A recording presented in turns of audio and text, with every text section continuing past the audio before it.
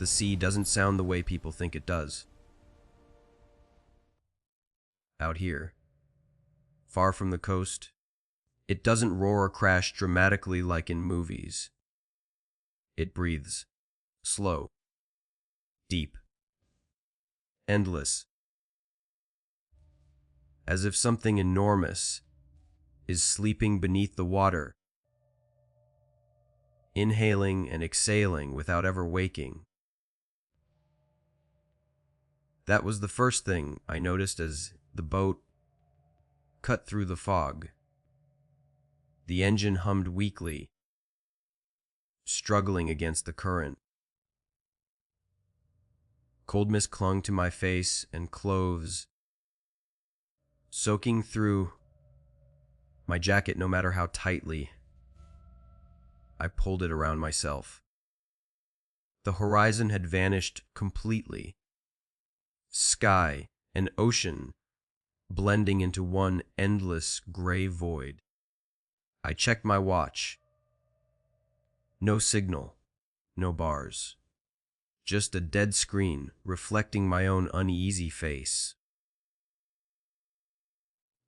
The ferryman sat at the front of the boat, hunched over the wheel.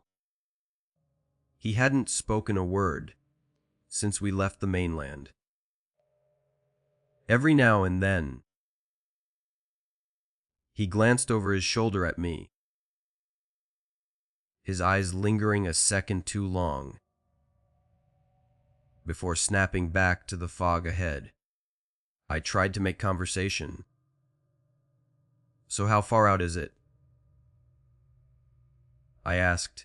He didn't answer. I cleared my throat. "The lighthouse. How long until we reach it?" This time, he spoke. His voice was rough, like it hadn't been used much lately. "Depends," he said. "On what?" He hesitated, then muttered, "On whether it wants you there yet." I forced a laugh. "Right. Guess you hear a lot of ghost stories out here." He finally turned to look at me properly. His eyes were bloodshot, tired in a way sleep couldn't fix. "Stories," he said. "No, just patterns." Before I could ask what he meant, he faced forward again. Conversation over. Then I saw it. At first, it looked like a shadow, taller and darker than the fog around it. Slowly, impossibly, it took shape. The lighthouse. It rose from the island, like a broken tooth, jagged and unnatural against the sky. Its white paint was peeling in long strips, exposing gray stone beneath. Rust bled down from the railings in streaks that reminded me uncomfortably of dried blood. The light was off. That alone unsettled me more than I expected. The boat slowed as we approached the rocks surrounding the island.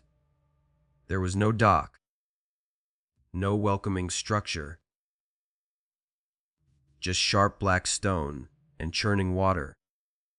The ferryman cut the engine. "That's it," he said.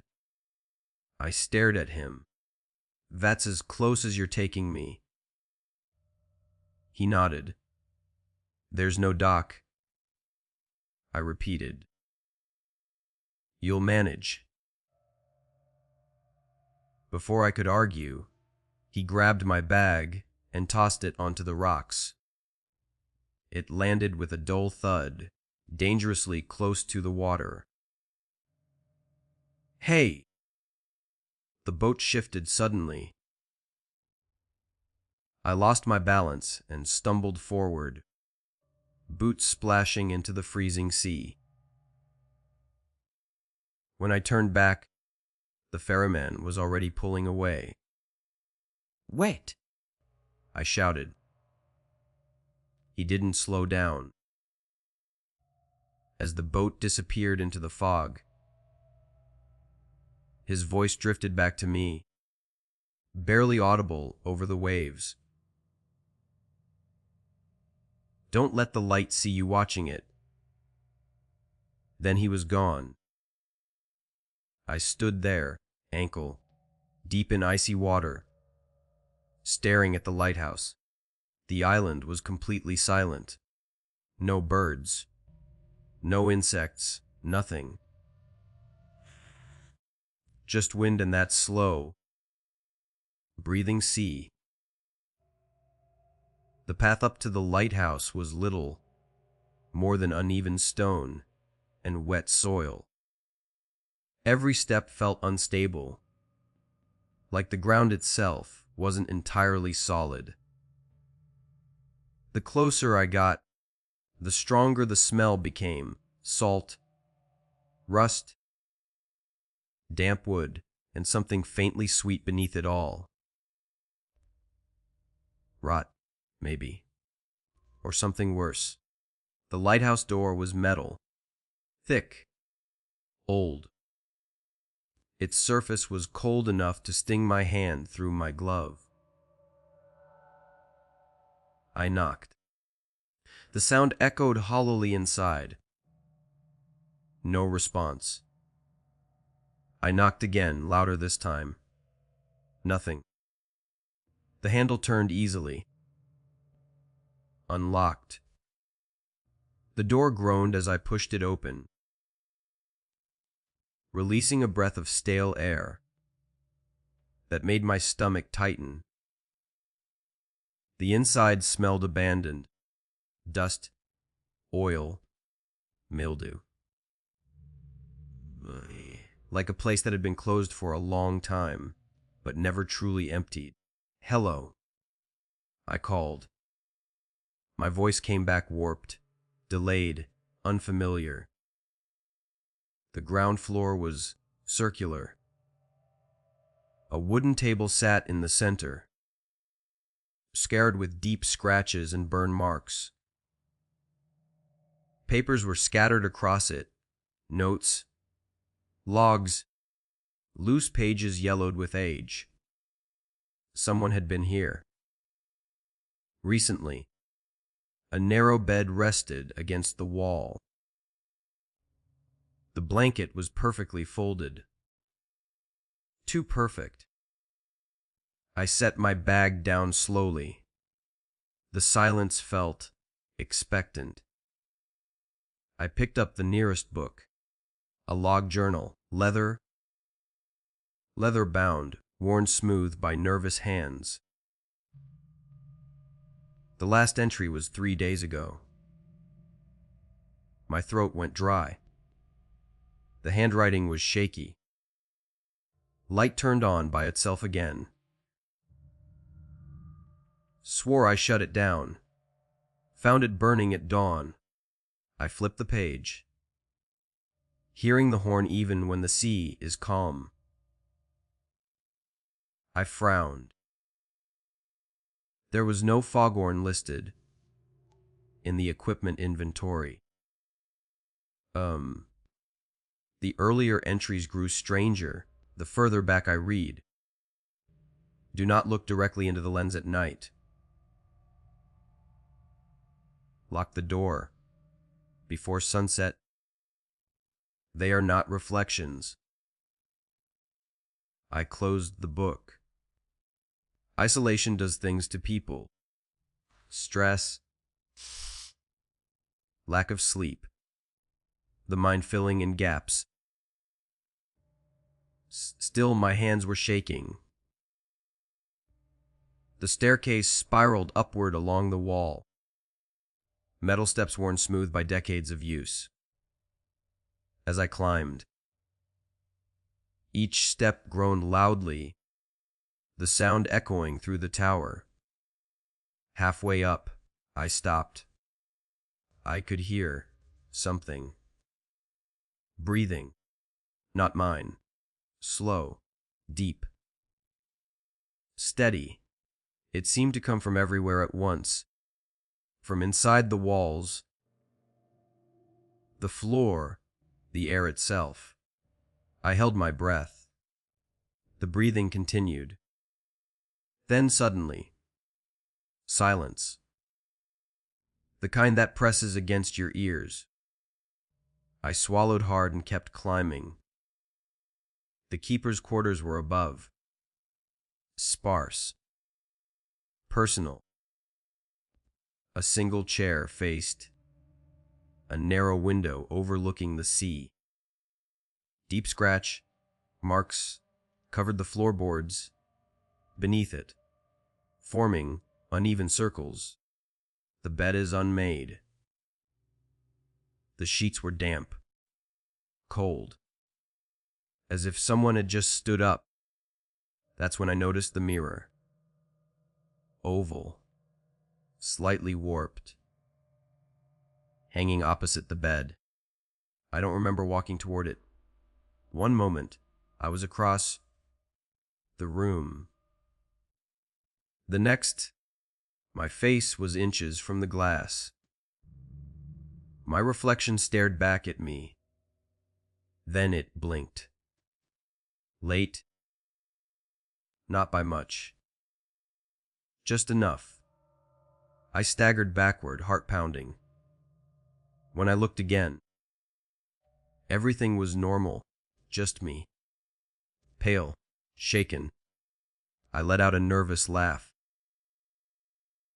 That's when the lighthouse came alive. Ducks. The entire structure vibrated as a deep hum surged upward. Dust rained from the ceiling. The light ignited above with sudden, blinding force. It wasn't sunset. The light wasn't supposed to be on. I rushed to the window. The beam cut through the fog like a blade, sweeping across the ocean. And in its glow, something stood in the water, too tall, too still, watching. My breath caught. Then came the sound, a knock, from the door below. Slow. Heavy. 3 times. I stared at the stairwell, frozen. No boats. No dock. No one knew I was here. And yet, someone was knocking. I didn't move. The knocking echoed up through the hollow spine of the lighthouse, each impact slow and deliberate, as if whoever stood outside knew exactly where I was standing. Knock. A pause long enough to count my heartbeat. Knock. Another pause. Knock. My mouth went dry. My mind searched for logic, for reason, but the island offered none. There was no dock, no boat engine, no voice calling out my name. I forced myself to speak. Hello.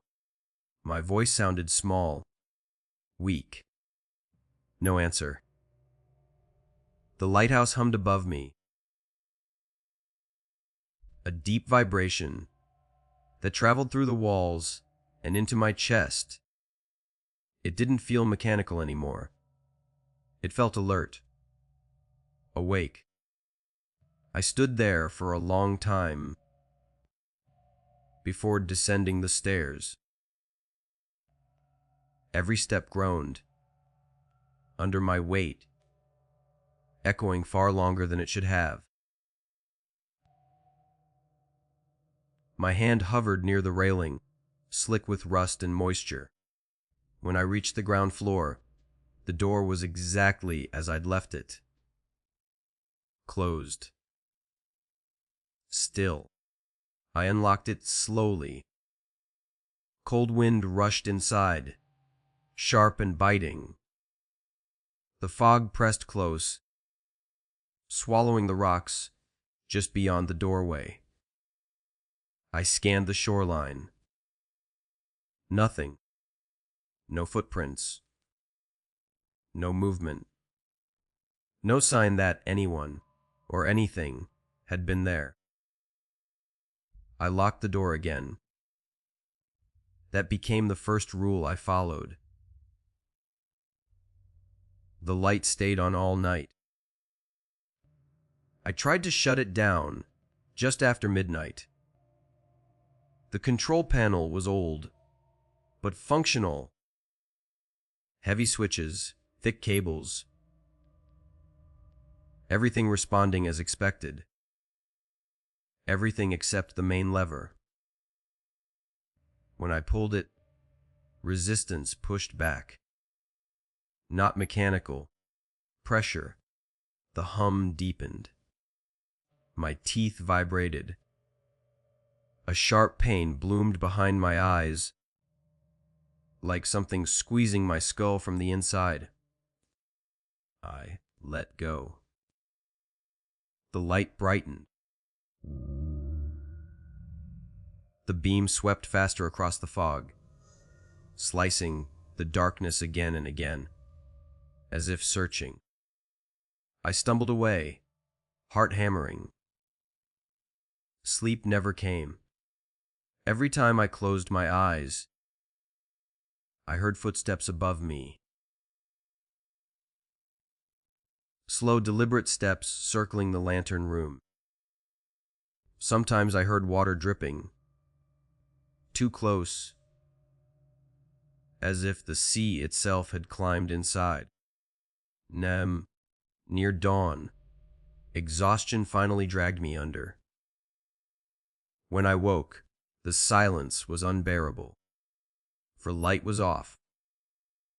For a brief, foolish moment, relief washed over me.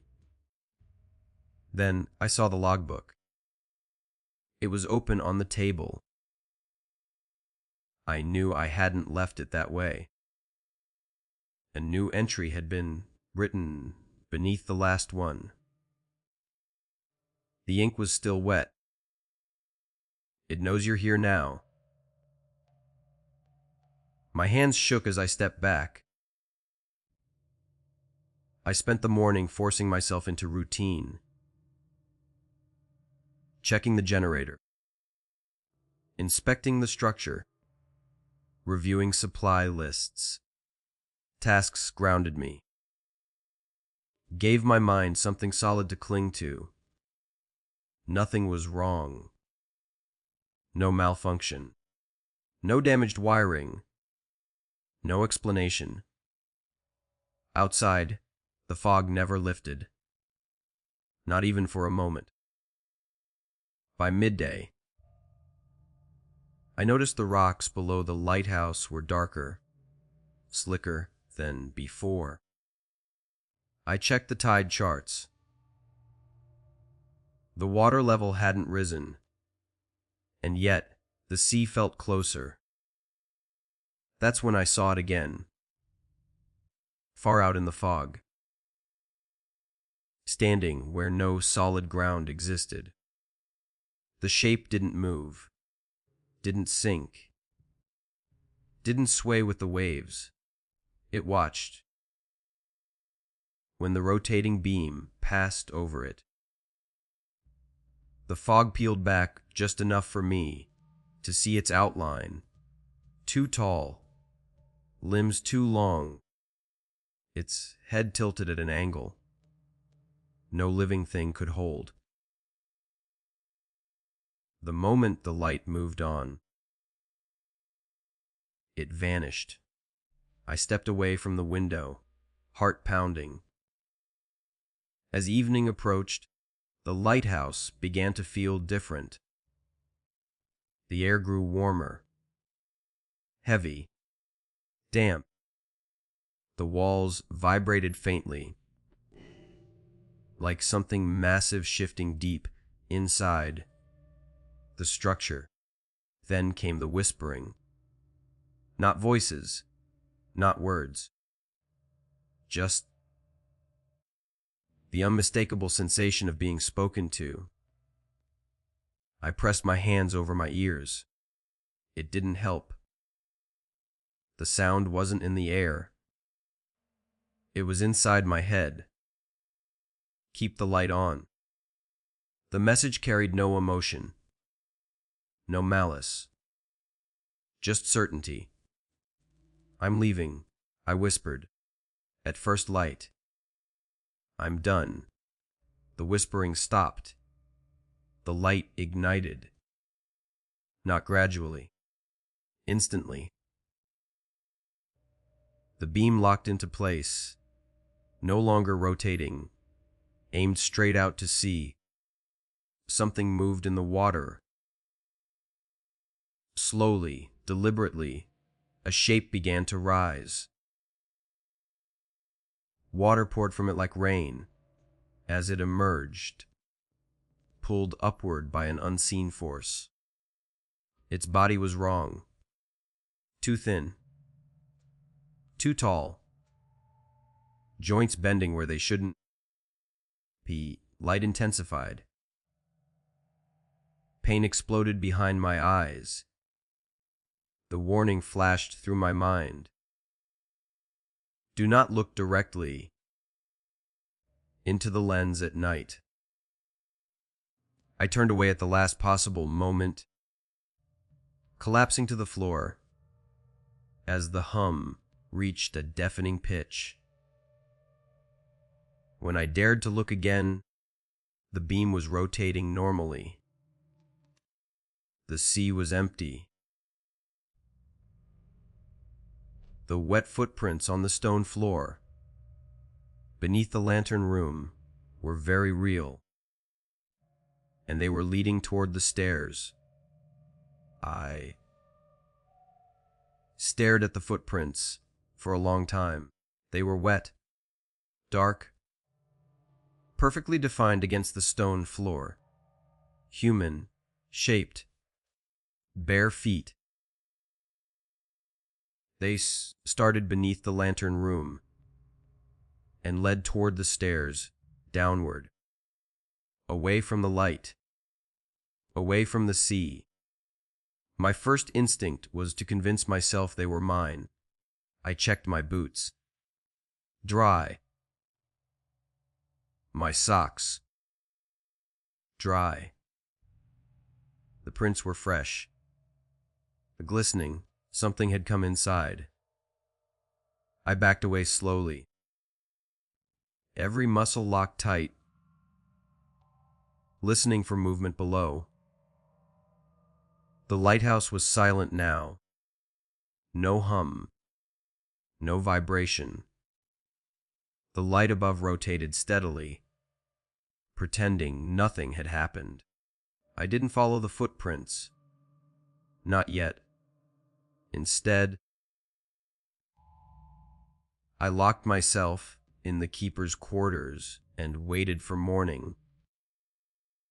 Morning never really came. The fog outside thinned, just enough to brighten. But the sun never showed itself.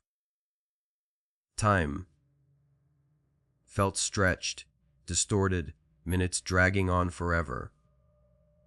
Hours vanishing in an instant. That was when the sound started again. Not footsteps. Scratching. Slow. Deliberate lines drawn along metal. From inside the walls. I pressed my ear to the stone. The scratching paused. Then resumed, closer this time. As if it knew I was listening, I pulled away, heart racing. No, I whispered. No, no, no. The whisper answered. You came here to watch. I covered my ears. So did the others. That word stuck with me. Others. I rushed downstairs and grabbed the logbooks every one I could find. Some were stacked neatly. Others were hidden under floorboards, inside drawers, even wedged behind loose stones. There were dozens. Different names. Different handwriting. Different years. Same ending. Entries grew frantic. Sentences trailed off. Pages tore. Tore where words had been scratched out violently. Some mentioned shadows in the water. Some wrote about reflections that moved on their own. Others described dreams where the lighthouse wasn't a building, but a mouth. One journal ended with a single line written over and over, pressing so hard the paper had nearly torn. It must bfeed. My chest tightened. Fed with what? I didn't want the answer. I found the oldest log last. Its pages were brittle. Ink faded nearly to nothing. The handwriting was formal, careful. The first keeper. The light does not guide ships. It calls. According to the entry, the lighthouse predated all official records. Sailors built around it, not the other way around. Ships that followed its beam didn't always crash, but many never returned. And those who survived, they were changed. Near the end of the journal, the truth finally emerged. It shows them what waits beneath. Those who look too long are marked. Those marked are drawn back. My hands shook. That's when the scratching stopped. The silence felt heavy, expectant. Then I heard it. A footstep. Below me, slow. Wet. I didn't think. I ran. Up the stairs, 2 at a time. Heart pounding so hard it hurt. The higher I climbed, the stronger the hum became. The lantern room door stood open. I hadn't opened it. The light burned brighter than ever, its glow filling the circular room. The glass lens dominated the space. Massive, ancient, its surface swirling faintly, like liquid trapped in crystal. I felt pulled toward it. Drawn. The whisper returned, louder now. Look. I fought it, turning my face away. Below me, something began climbing the stairs. I could hear it now, bones shifting, joints popping, water dripping with every step. I risked a glance downward. The thing climbing wasn't fully solid. Its shape wavered, like a reflection on disturbed water. A human outline stretched too thin, its face smooth and unfinished, like it had forgotten how to be one. And I knew, Ein of the it was. A keeper, one of the others. It raised its head, and in its hollow features, I saw my own face, warped, elongated, wrong. I screamed. The light flared. Pain tore through my skull as images flooded my mind. Endless depths. Impossible shapes moving beneath the sea. The lighthouse standing not on rock, but on something vast and living.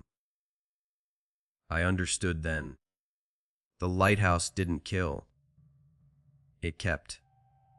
Those who looked became part of it. Watchers. Lures. Collapsed to my knees, gasping. The thing stopped climbing. The whisper softened. Not yet. You're still whole. The realization hit me like a punch. It wasn't done with me. It was preparing me. Training me.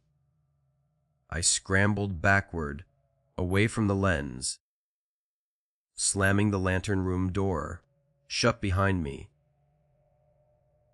The footsteps below faded, retreating into the walls, but the hum remained. Steady, patient, I knew now. No one came to replace the keepers. They didn't need to. The lighthouse never let them leave. I didn't sleep after that. I sat with my back against the wall, knees pulled to my chest, watching the door as if it might breathe. Again. The lighthouse hummed constantly now. Not loud, not soft, just present. Like a pulse. Like a heartbeat that wasn't mine. Time stopped behaving normally. My watch no longer ticked. When I checked it, the hands had frozen between numbers. The fog outside glowed faintly, lit by the beam above even during what should have been daylight. I don't know how long passed before I heard the bell. Not a foghorn, a bell. Deep. Metallic. Slow. It rang once. Then again. Each toll vibrated through the tower, through my bones, through my thoughts. With every ring, images surfaced in my mind. Ships turning toward the light. Sailors leaning over rails, eyes wide and empty, as the beam washed over them. They weren't crashing. They were following. The lighthouse wasn't a warning. It was an invitation. I went back to the oldest journal, hands shaking, rereading the final pages I'd been too afraid to face before. The sea brings it food, but the land must tend it. The keepers are not prisoners. We are caretakers. Those who resist break. Those who accept endure. Endure. That word echoed inside my head. The bell rang again. Something shifted beneath the lighthouse. Not a tremor, more like a stretch. The walls groaned, not from age, but from movement. Dust fell in slow streams from the ceiling. The whisper returned, clearer than ever. You are almost ready. No, I said aloud. My voice sounded distant, like it didn't fully belong to me anymore. I won't become part of this. The whisper didn't argue. It showed me. The walls around me seemed to thin, becoming translucent, as if the stone itself were remembering something. Through them, I saw layers of the past, keepers pacing these same rooms, writing the same warnings, making the same promises to leave. None of them did. I saw one man screaming as he smashed the lens with a hammer, only for the glass to heal itself, swallowing him in light. I saw another walk calmly into the sea, guided by the beam, his body dissolving into something that climbed back onto the rocks days later. Changed. The bell rang again. This time, the door to the lantern room opened on its own. Warm light spilled down the stairs. The hum grew stronger, resonating in my chest. I stood without meaning to, feet moving forward, as if guided by invisible hands. Each step felt inevitable. The lens waited for me. Up close, it wasn't just glass. Shapes moved within it. Slow, massive forms drifting through an impossible depth. Eyes opened and closed in the dark. Older than the sea. Older than fear. This was what the light fed. Witness, memory, awareness. Those who looked carried the truth back into the world, into ships, into minds, until they were hollow enough to return. We keep it seen, the whisper said, and it keeps the world balanced. I laughed weakly. By destroying people. By choosing them. The final truth settled over me, like cold water. The lighthouse needed a keeper who could still think, still write, still maintain the illusion of safety. Someone new. Someone unbroken. The bell rang one last time. The sea below answered. I stepped closer to the lens, every instinct screaming in protest. My reflection warped across its surface, stretching, thinning, beginning to lose definition. I stopped inches away. I won't look, I said. You can't make me. The whisper paused. For the first time, it hesitated. Then the light will go dark. The images shifted. Ships lost without warning. Coastlines swallowed by storms that never ended. Something vast, unchecked from the depths. The lighthouse wasn't just a predator. It was a seal, a compromise. I closed my eyes and made my choice. I don't remember opening my eyes. I only remember the light. Not blinding. Not burning. Warm. Like standing too close to a fire on a cold night. When I became aware of myself again, I was sitting at the table on the ground floor. The same scarred wood. The same scattered papers. Only now they were neatly stacked. Ordered. The hum was softer. I stood slowly, half expecting my legs to fail me. They didn't. Everything felt steady. Balanced. As if the lighthouse and I were finally moving in rhythm. The door was locked. Of course it was. Outside, the fog was thinner than I'd ever seen it.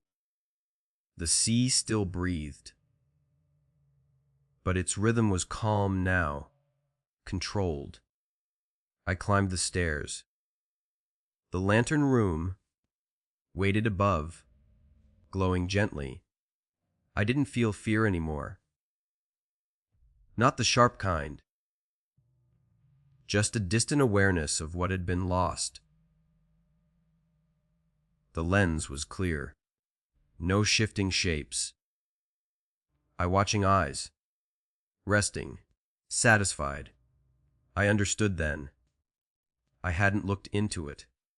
Not fully. I'd agreed to stand between it and the world. To keep it seen, but not unleashed. To tend the light without becoming the light. A keeper. Days passed. Or weeks. Time mattered less now. Ships came and went, guided safely past the rocks. I watched them from the window, never through the lens. Never directly. Sometimes, in the corner of my eye, I saw figures in the water, tall, thin shapes standing impossibly far from shore. The previous keepers, watching with me. They never came closer. The journals filled quickly. My handwriting grew steadier with every entry. The light is calm tonight. The sea is quiet. I can hear it dreaming. I stopped counting how long I'd been there when the boat arrived. I saw it through the fog, a small vessel cutting cautiously toward the island. A familiar shape. The ferryman. He docked for the first time. A young man stepped out, bags slung over his shoulder. Nervous, hopeful, exactly how I must have looked. I met him at the shore. "You're early," he said, forcing a smile. "The lighthouse needs two now and then," I told him. The words came easily. Truth, shaped carefully. He hesitated. "Is it safe?" I looked back at the tower, at the light rotating steadily above us. "It depends," I said, "on whether you follow the rules." "What rules?" I handed him a journal. The first page was already written. Do not look directly into the lens at night. Lock the door before sunset. If you hear knocking, do not answer. He swallowed. "Why are you leaving?" he asked. I didn't answer. Because I wasn't. Not really. That night, as the new keeper slept, I climbed the stairs one last time. The lantern room welcomed me. A hum deep and familiar. I stood beside the lens, not in front of it. The light swept across the sea. Far out in the water, something vast shifted beneath the waves. Contained. Waiting. And I watched. Because someone has to.